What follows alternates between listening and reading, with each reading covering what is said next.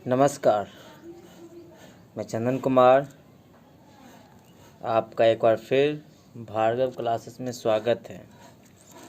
आज हम जानेंगे life history of silk mouth, यानी सिल्क रेशम के कीड़ों के बारे में जानेंगे और उनसे प्राप्त होने वाले रेशम के धागों के बारे में जानेंगे कि किस प्रकार प्राप्त होते है।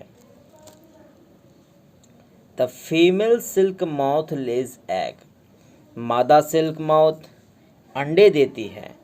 From which has larva which are called caterpillar, जब उसके अंडे फूट करके, हैच मीन्स फूटना, फूट करके बाहर आ जाते हैं तब उसे कहा जाता है कैटरपिलर या silk worms.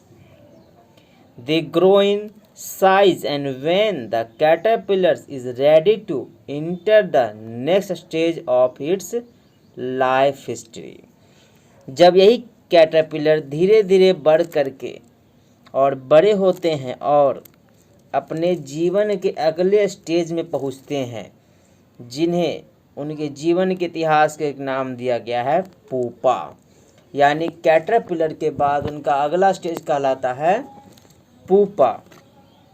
It first weaves a net to hold itself, और ये पहली बार होता है जब अपने आप को एक जाल नुमा आकृति में अपने आप को होल्ड कर लेते यानी रोक पाते हैं।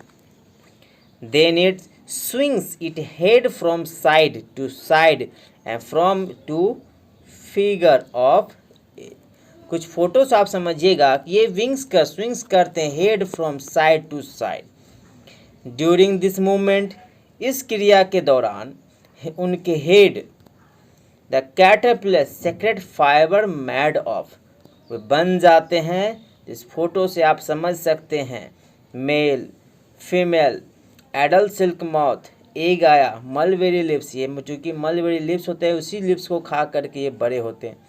ये आपका है silk cocoon with develop mouth.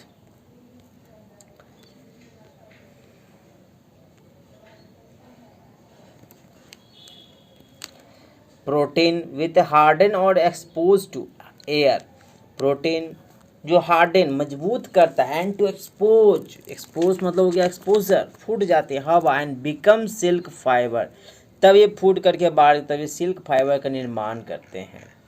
Soon the caterpillar completely covers itself by silk, और पूरी तरह से जब कम्प्लीटली कवर यानी कि पूरी तरह जब कैटरपिलर अपने आप को ढक लेते हैं सिल्क फाइबर से, एंड टर्न इनटू पूपा का रूप लेते हैं, जिसे नाम दिया गया converting to cocoon.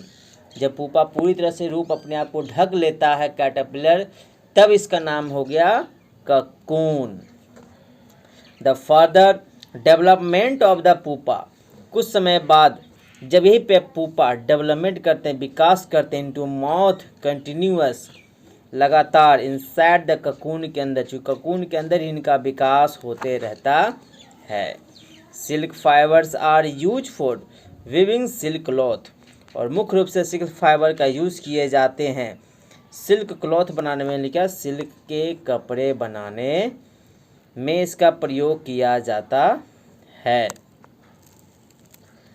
Can you imagine, आप सोच सकते हैं कि that soft silk yarn as strong as, इतनी मुलायम होने के बावजूद भी सिल्क के धागे बहुत मजबूत होते हैं। थ्रेड ऑफ स्टील, जैसे स्टील का कोई धागा है।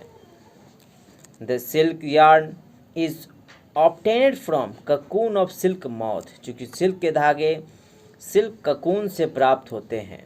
There is a variety of silk moth, और ये अनेकों प्रकार के होते हैं, which look very different from one another, और एक दूसरे से बहुत ही अलग होते हैं।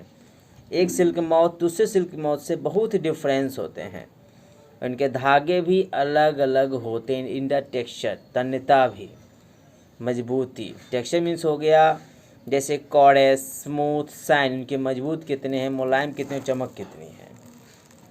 जैसे कुछ नाम है जैसे तसर सिल्क, मोगा सिल्क, कोसा सिल्क, ये 3 प्रकार की क्वालिटी हैं जो मुख्य रूप से ज़्यादा पॉपुलर होती है।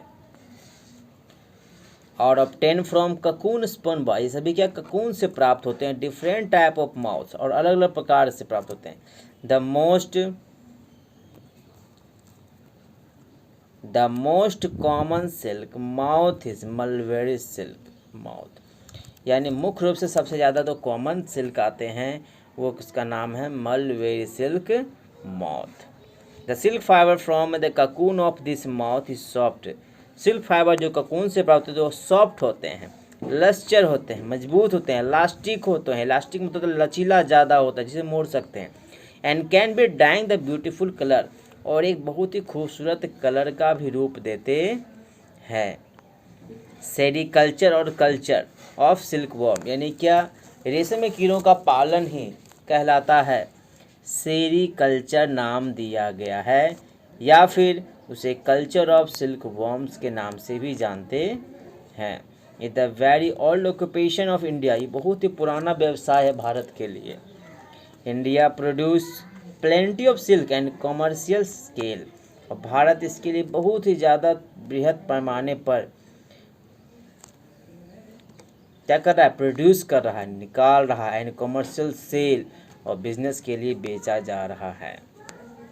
आज के ध्यान में इतना ही। आगे के लिए हमारे लगातार चैनल से जुड़े रहिए और लाइक एवं शेयर कीजिए। धन्यवाद।